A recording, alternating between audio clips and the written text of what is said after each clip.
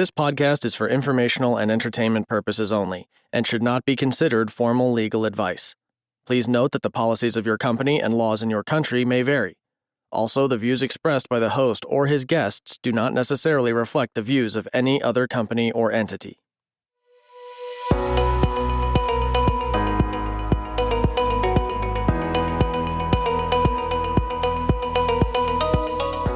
Welcome, everyone, to My Friend in HR podcast, your inside look into the elusive world of human resources and the inner workings of the corporate jungle. I'm your friend, Jasani Courtney, and I will serve as your guide as we embark on the journey toward actual career fulfillment. Wow, the summer break has come and gone, and during this time, My Friend in HR has not been idle. We have been using this break to create a great list of topics to discuss, as well as a lineup of amazing guests and experts that are really eager to share their expertise to help you get the most out of your career journey. I even have a number of entrepreneurs that are excited to share their journey from the corporate jungle to the world of self-employment. So be on the lookout for those episodes over the coming months. In addition, over the last few months, I've received a couple of questions in the My Friend in HR inbox. And before we jump into today's topic, I want to answer a few of them for you right now.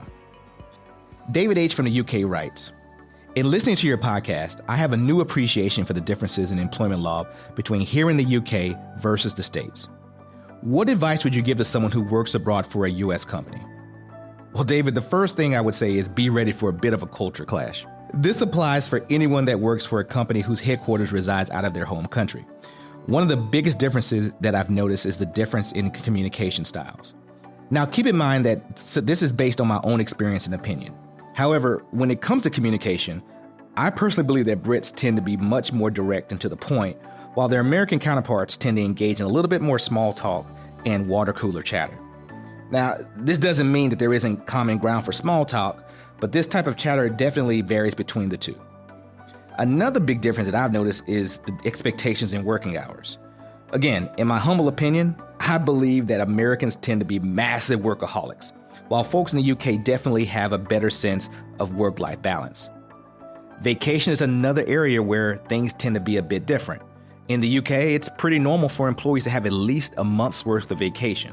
However, in the United States, there are still jobs that only offer 2 weeks of vacation per year when you first join that company. I hope that answers your question there, David. Sharon in Houston writes, I'm thinking of quitting my job. What advice can you give me? Well, good news, Sharon. Episode 7 deals directly with this topic. I recommend that you go back and check out that show as it addresses a number of factors that you should consider before leaving your current employer.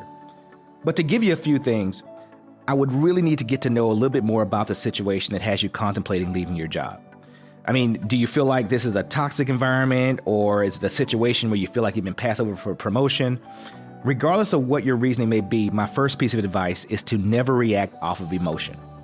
If you have had a situation recently that has your blood boiling, I suggest you take some time off to cool off so that you can look at your situation objectively. Also remember that the grass is not always greener on the other side, and sometimes the devil that you know is better than the devil that you don't know. I know that sometimes my advice sounds somewhat pro-employer, but many times we allow a couple of bad situations to override our overall perspective of our current employer. As I mentioned in episode 7, if you're in a toxic area where you're being verbally abused or talked down to, yeah, that's a situation where leaving is probably the best option for the sake of your mental health. But remember, don't put in your 2-week notice out of anger or frustration. Run the numbers. Think about the pros and cons of your current job, and does your current job provide you with the career fulfillment that you deserve? I would probably ask Sharon that you email me again with a little bit more detail because I really want to make sure that I'm helping you address the situation that you're currently facing. And since everyone's situation is just a bit different, the more detail you're willing to share, the more I could probably hone in and help give you an answer that fits your current scenario. Thanks, David and Sharon, for your questions. And if you have a question that you want to email me, feel free to reach out to me at myfriendinhr@gmail.com. And now on to this month's episode. This month, we're going to dive into the topic of hourly versus salary. And more specifically, is transitioning to a salary role really a promotion? So first, let's discuss some of the key differences between hourly and salaried employees. And to do that, we're going to tackle the aspects of hourly employees. Please keep in mind that in many of these situations, this is going to be based off of U.S. standards, although a number of these aspects could be applied to countries outside the United States. So, when we talk about an hourly employee, it's just that. Your pay rate is per hour. So if you make $10 an hour and you work 10 hours, you've earned $100 before taxes and deductions. Hourly employees can be considered full-time or part-time, and in many companies, you may hear of hourly employees being referred to as non-exempt. Non-exempt means that these workers are not exempt from overtime laws. The rules that govern exempt versus non-exempt are outlined in the Fair Labor Standards Act, which is commonly known as FLSA. Under FLSA, in most states, any time that has been worked beyond 40 hours per week has to be paid time and a half, which is usually 1.5 times their hourly pay. So going back to that $10 an hour example, if you would normally get paid $10 an hour and you work 40 hours within a week, all hours beyond that point would be at $15 an hour, or 10 times 1.5. Now, keep in mind that in some states in the United States, overtime laws are somewhat different. For example, some start calculating overtime beyond the 8-hour shift in a given day versus a 40-hour work week. As an hourly employee, your time worked is usually closely managed. You have to clock in and record your time on some sort of time card system. And in many companies, overtime must be pre-approved by management before they are worked. So what does it mean to be salaried? Well, essentially it means that an employee gets paid a specific fixed amount. So instead of referring to your hourly pay rate in terms of stating your compensation, if you are salaried, you usually state the annual amount. For example, let's say that amount is $60,000 a year. While you could technically say that you make about $28.85 an hour, most salary employees would just state their annual amount. Salaried employees are considered exempt employees, which means under FLSA, they are exempt from overtime. So if an exempt employee works 50 hours in a given week, they wouldn't receive overtime pay for that additional 10 hours. So some of you are probably asking, why in the world would anyone ever want to be a salaried employee if you aren't eligible for overtime? On the surface, it seems like the company can work you as long as they want and not have to pay you any additional money. And on the surface, you would actually be correct. But this leads to the crux of the topic for this month. I've had a number of friends and colleagues who work hourly roles, and after years of loyal service, their manager comes to them and offers them a salaried supervisory role. The individual tends to be really excited until they hear about the new salary. In many cases, these lucky folks have been making more than their salaried counterparts when you include their overtime. Yeah, that's right. Some hourly workers actually make more than their managers and supervisors due to the amount of overtime they tend to bring in.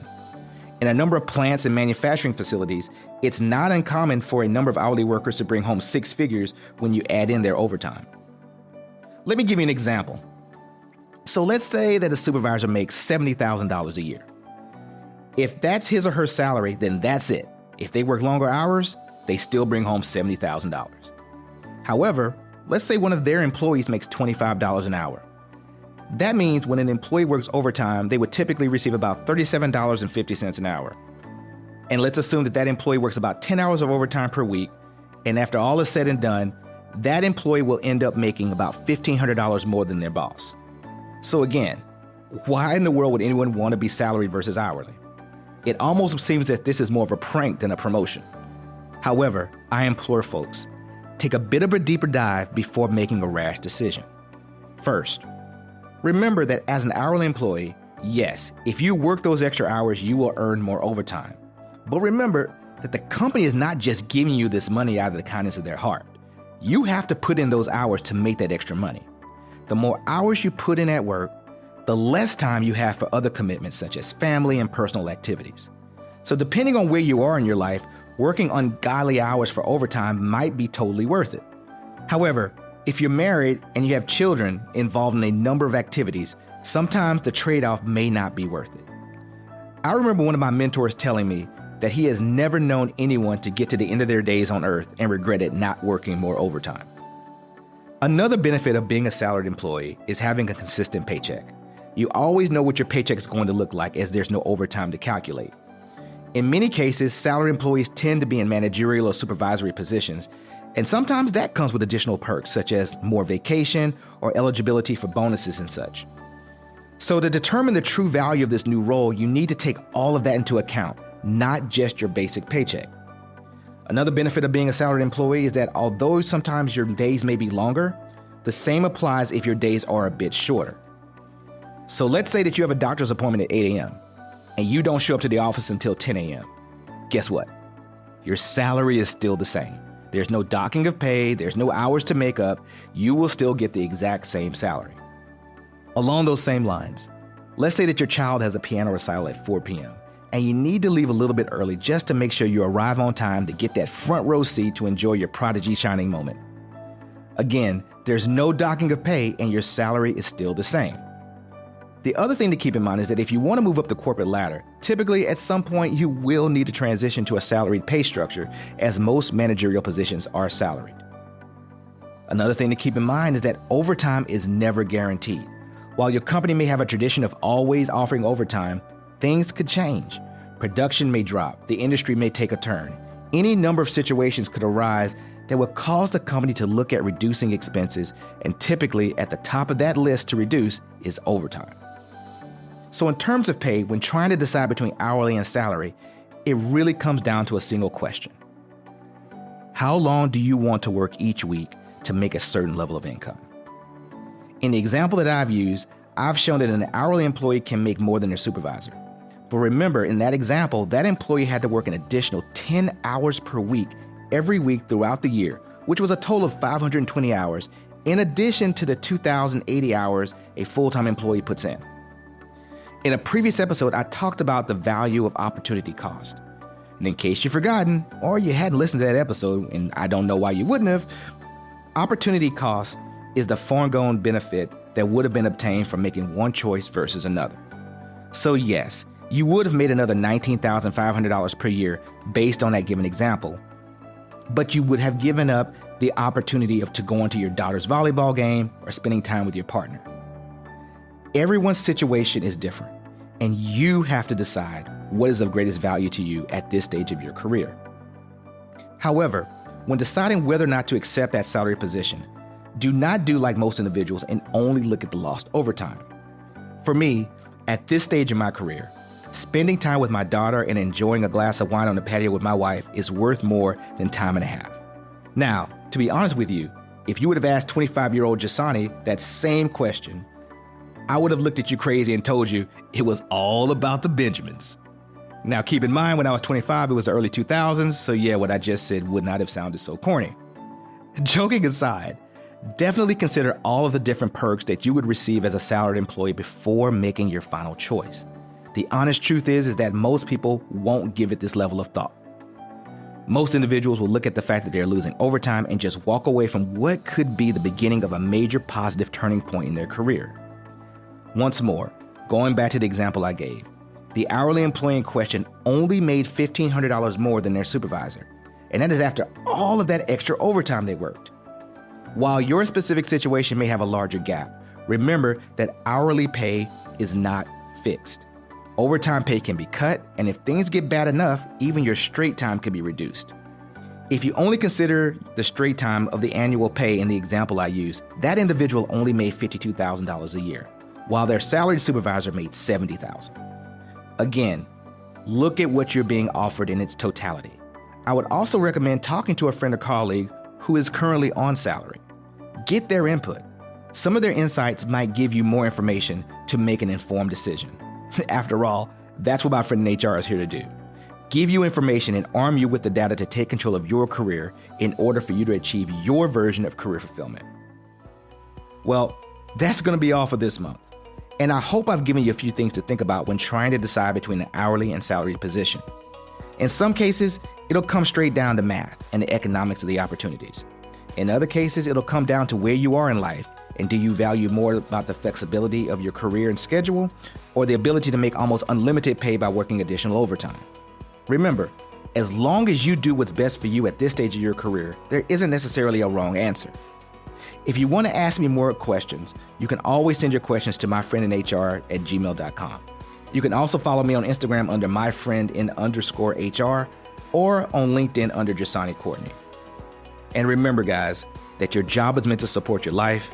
Your life is not meant to support your job. Until next time, my friends.